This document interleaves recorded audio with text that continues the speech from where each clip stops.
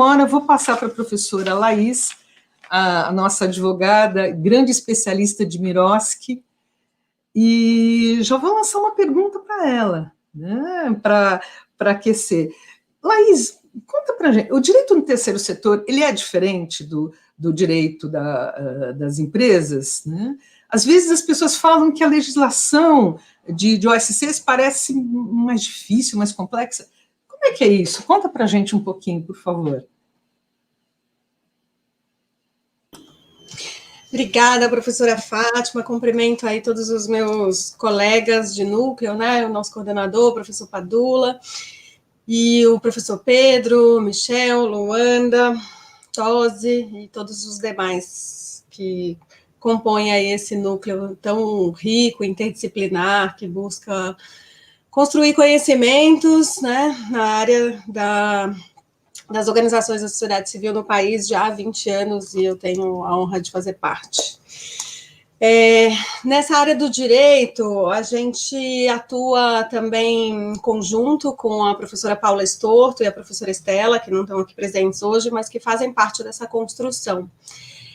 E respondendo a sua pergunta, professora Fátima, por que o direito é tão complicado das organizações da sociedade civil? Acho que não é algo típico das organizações da sociedade civil. O direito, ele é complicado no geral, e a nossa missão dentro desse curso de especialização é justamente traduzir para uma gramática que seja mais próxima do gestor das organizações da sociedade civil, esse juridiquês que está conformado na arquitetura das leis e do ordenamento jurídico como um todo. Assim como o professor Pedro trouxe essas explicações sobre o funcionamento do Estado, quando a gente trabalha esses conceitos em sala de aula, a gente busca justamente pensar sobre as leis que incidem sobre a vida da pessoa jurídica, organização da sociedade civil, desde o seu nascimento até o seu, enfim, crescimento em termos de financiamentos, as diferentes formas de recebimento de recursos e relações contratuais com o mundo externo. Isso significa, se a gente fosse pensar, enfim, talvez aí nesse momento que a gente está numa crise sanitária tão grande e tão conectado com os temas da saúde, né? Se fosse a gente pensar numa analogia com os médicos, acho que o primeiro serviço seria de um obstetra, né? Da gente, quando elabora um estatuto social, quando pensa no nascimento de uma pessoa jurídica sem fins lucrativos e acompanha essa gestação e até o momento do parto, o que a gente está buscando ali é justamente que essa formação dessa nova organização, ela tenha a consistência, ela tenha a densidade, ela tenha a aderência à legislação como um todo, principalmente ali no caso societário, prioritariamente ao Código Civil, mas também a partir de um planejamento jurídico a depender do que a organização quer fazer com essa legislação setorial. Se for uma organização que tiver uma vocação, uma intenção de trabalhar com assistência social, ela pode, no futuro, pleitear o Certificado de Entidade Beneficente de Assistência Social, que é o SEBAS, então ela precisa observar a Lei 12.101 também, além da LOAS, a Lei Orgânica de Assistência Social, para conformar toda a sua inteireza dentro daquela área específica. Então, no fundo, acho que a gente, quando trabalha esses conteúdos em sala de aula, tenta trazer da nossa prática da advocacia especializada, tanto esse olhar de assessoria à gestão, e por isso a gente passeia pelos campos do direito que interessam para que o gestor entenda minimamente como funciona essa arquitetura, essa legislação, e obviamente ninguém sai do curso como advogado, mas sai sabendo o que demandar, sabendo onde encontrar, onde buscar mais informações, né? Então tem uma parte grande de assessoria à gestão, com o olhar do direito, e a segunda que é de olhar para o direito como fundamento dos próprios projetos, né? E aí pensando no sistema internacional de direitos humanos, nas legislações setoriais, que, enfim, influenciam as nossas políticas públicas e, consequentemente, a atuação das organizações da sociedade civil, seja na área de assistência, saúde, educação, meio ambiente, cultura, ciência e tecnologia, desenvolvimento local, esporte, enfim, a gente tem aí uma gama grande de potencialidades de áreas de atuação. Acho que como grandes desafios hoje, a gente tem muito as questões que estão relacionadas não só às regras mais atuais de gestão, essa atualização de estatuto sobre esse momento de reuniões virtuais, de assembleias virtuais. A gente tem também a questão do compliance, da conformidade legal, isso é muito legal do núcleo também, porque a gente trata de conteúdos que são transversais com outras disciplinas, cada um sobre um olhar diferente. Então, na nossa disciplina, a gente também trata sobre compliance, sobre o ponto de vista jurídico, e conectando com a governança e com os atos societários da organização. E também trazendo essa ideia de que a conformidade legal é hoje uma proteção contra, enfim, arbitrariedades do Estado. Quanto mais a organização estiver conectada, quanto mais a organização estiver, enfim, protegida juridicamente, mais ela tem capacidade institucional de estar no mundo de hoje. A gente traz também conteúdo sobre a Lei Geral de Proteção de Dados, questões tributárias, especialmente sobre doações, né, mas não só, também sobre incentivos fiscais, que são conteúdos também dados na aula do professor Michel, e muita coisa sobre o tal do MIROSC.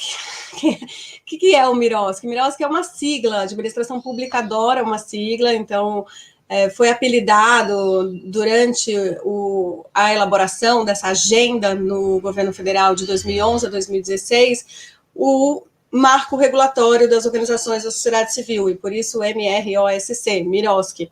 É uma lei que, ao final, ficou conhecida sobre esse nome, mas, na verdade, a gente estava falando de uma agenda regulatória, de uma melhoria de uma série de normas para a construção de um ambiente mais favorável à existência das organizações da sociedade civil. A lei mais conhecida desse processo é a Lei 13.019 de 2014, que hoje está sendo implementada na União, estados e municípios, com alguma dificuldade justamente pela ausência de indução da equipe no governo federal, pelo desmonte das próprias políticas públicas em geral, da falta de editais, da falta de compreensão, mas que é uma conquista para as organizações por ser um regime jurídico próprio, por trazer especificidades, tratar dos temas que eram espinhosos para as organizações, em relação a custos indiretos, controle de resultados, pagamento da equipe de trabalho. Sobre pagamento da equipe de trabalho e remuneração de dirigentes, por exemplo, para vocês terem uma ideia, foram mudados 8 atos normativos. Então, a Lei 3.019 é uma delas que trata sobre isso, mas foi modificado esse tema também na 12.101, que é a Lei do SEBAS, do Certificado de Filantropia, né? E também foi modificada a legislação tributária, a 9532 hoje traz uma outra redação sobre remuneração de dirigentes.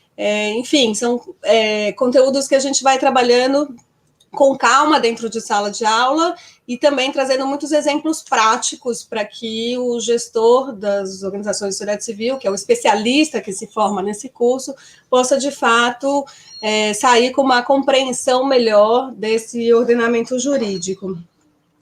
Eu não sei quanto tempo mais eu tenho, Fátima, mas eu queria mencionar também que a gente tem alguns cursos para além do curso de especialização, né? Então, tem um específico sobre o marco regulatório das organizações de sociedade civil, por exemplo, que já está na sua 5ª edição. Então, é bacana porque muita gente de vários lugares do Brasil faz o curso, então a gente também tem muita troca e muito intercâmbio sobre essas questões que são afetas à implementação da Lei 13.019 nos seus mais diferentes lugares.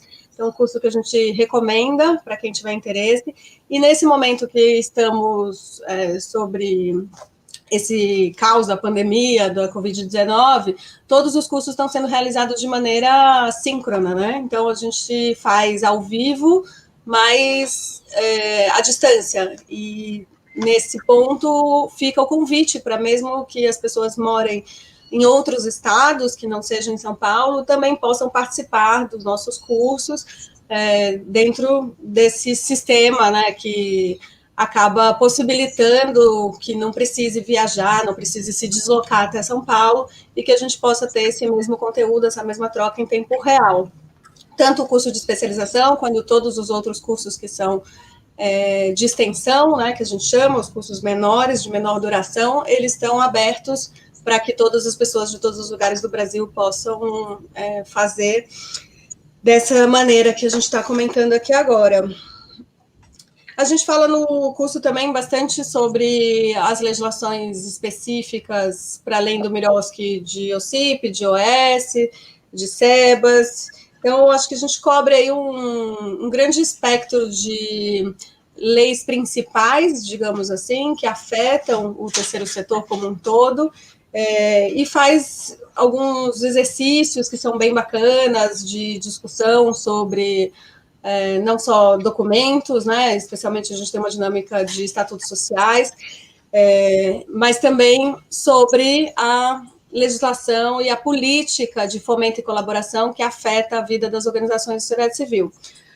Para terminar, a gente fez um projeto com o NEATES e com uma organização internacional que chama ICNL, International Center for Not-for-Profit Law, e essa organização, enfim, apoiou a elaboração de materiais sobre liberdade de associação.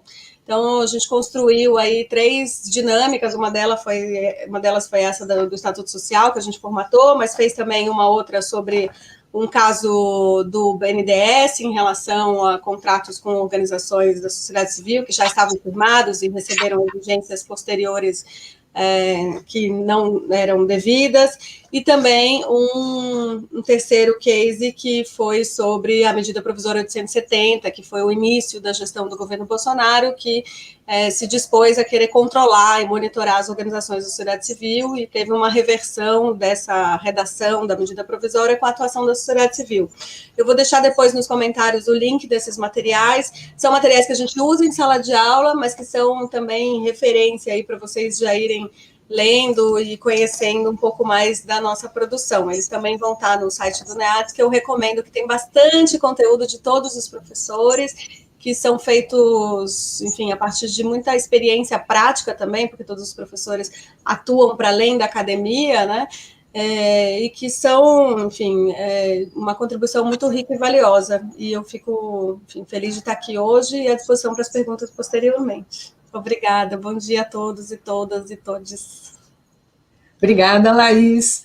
A Laís é interessante porque os alunos chegam no curso preocupados porque viram aquela sopa de letrinhas do Miroski, e agora o que muda, meu Deus, que desespero e tal, e aí encontram na Laís, que é a nossa grande especialista, né, um porto seguro, né? A Laís começa a tranquilizá-los e a mostrar que a coisa não é tão complexa assim, ela consegue trazer para uma realidade mesmo de quem não é dessa área de direito, esta tranquilidade que muitas vezes, né, o aluno vem desesperado, meu Deus, o que é Miroski, né? Muito obrigada, Laís. Eu disse que nós estamos de norte a sul,